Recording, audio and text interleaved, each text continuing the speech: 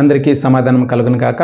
ప్రియమైన వారలారా, ఈ వీడియో చూస్తున్న మీరు సబ్స్క్రైబ్ చేసుకున్నట్లయితే సబ్స్క్రైబ్ చేసుకోండి, లైక్ చేయండి. మీరు లైక్ చేసినట్లయితే అనేక మందికి ఈ వీడియో చేరుకుని ఎప్పుడు ఎవరు ఏ విధంగా ఆదరణకరమైన మాటలు విని మారుతారో తెలియదు. కాబట్టి ఈ విలువైన మాటలు అనేక మందికి చేరుకునేలాగా లైక్ చేయడం మాత్రం మర్చిపోవద్దు.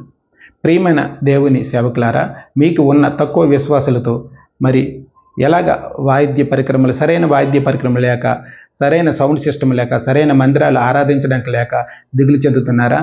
మరి ఆ సేవ ఎప్పుడు అభివృద్ధి అవుతుంది, నేను ఎప్పుడు నా కుటుంబాన్ని ఆత్మీయంగా నడుపుకుంటూ ఎక్కువ మంది ఆత్మలు ఎలాగ రక్షించుకోగలనని దిగులు చెందుతూ వేదనకు గురవుతున్నారా? అలా అయితే ఒక 25 సంవత్సరాల క్రిందట ఒక చిన్న సేవకులు ఏ విధంగా తన సేవను అభివృద్ధి పరిచారో, దేవుడు తన ఆశించినవి ఏ విధంగా తనకి ఇచ్చారో, దేవుని వద్ద నుండి తను ఏ విధంగా పొందుకున్నారో ఒకసారి మనం తెలుసుకుందాం. సేవకులు 1999వ సంవత్సరమే ఇంగ్లాండ్ వెళ్ళేటప్పుడు జరిగిన సంఘటన.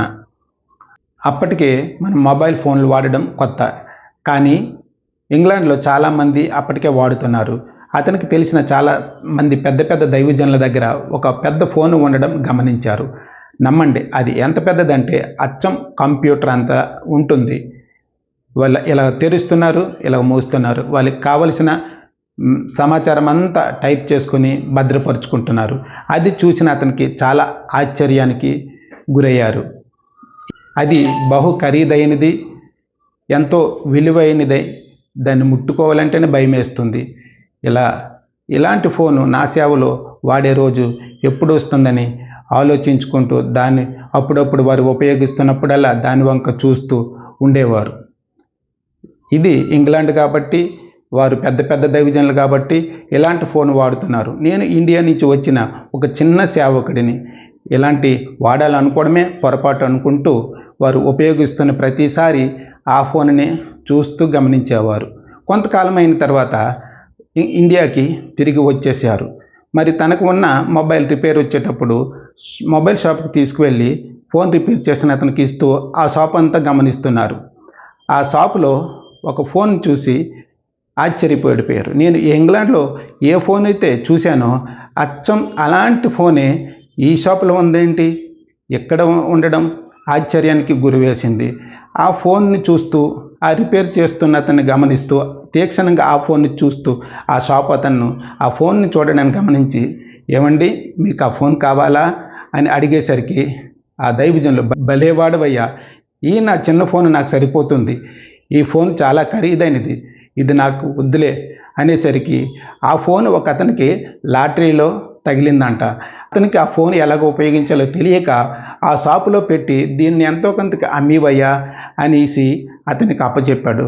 అందుకనే మీరు ఎంతో కొంత ఇవ్వండి చాలు అనేటప్పుడు, అవును ఇది నేను ఇంగ్లాండ్లో చూశాను, ఇది నాకు తెలుసు, 60-70 వేలు ఉంటుంది, ఎంతో కొంత అంటున్నావు, కనీసం ఇందులో సగమైన ఇవ్వాలి కదా అనేటప్పుడు ఆ షాప్ అతను, ఒక పని చేయండి, మీ రిపేర్కి ఇచ్చిన మొబైల్తో పాటు ఒక 3,000 రూపాయలు ఇవ్వండి చాలు అనేసరికి ఆ సేవకులు చాలా సంతోషించారు. ఇంగ్లాండ్లో ఈ ఫోన్ చూసి ఆలోచించినప్పుడు దేవుడు దానిని ఇవ్వాలని నాకు ఆలోచించి 70-60 వేల రూపాయలు 60-70 వేల రూపాయల ఫోను 3,000 నా చేతిలో పెట్టారనేసి దేవుణ్ణి ఎంతగానో మహిమపరిచారు. నిజమే ప్రియమైన వారలారా, మరి ఆ సేవకులు ఏ విధంగా పొందుకున్నారంటే దేవుని పరిచర్య కోసం అతను ఆశపడ్డారు. అతను బడాయి కోసమో సొంత ఫోజుల కోసమో కాకుండా దేవునికి సేవ కోసం అది సులువుగా మెసేజ్లు టైప్ చేసుకుని భద్రం చేసుకొని వాడుకోవడానికి పనికొస్తుందని ఆలోచించారు. కాబట్టి దేవుడు అతనికి ఇచ్చేలా చేశారు. మరి 60-70 వేల రూపాయలు పెట్టకుండా 3,000 రూపాయలకి కేవలము అతను ఇచ్చేటట్లు చేశాడు దేవుడు. మరి ఇంగ్లాండ్లో ఆరాధించిన వారికి దేవుడు ఒక్కరే, మరి మనకు కూడా దేవుడు ఒక్కడే. చూసారా ప్రియమైన వారలారా, 60-70 వేల రూపాయలు ఖర్చు పెట్టకుండా కేవలం 3,000 రూపాయలకే దేవుడు ఇచ్చేటట్లు ఏర్పాటు చేశారు. ప్రసంగిలో 2:26లో ఒకసారి మనం చదువుకుందాం.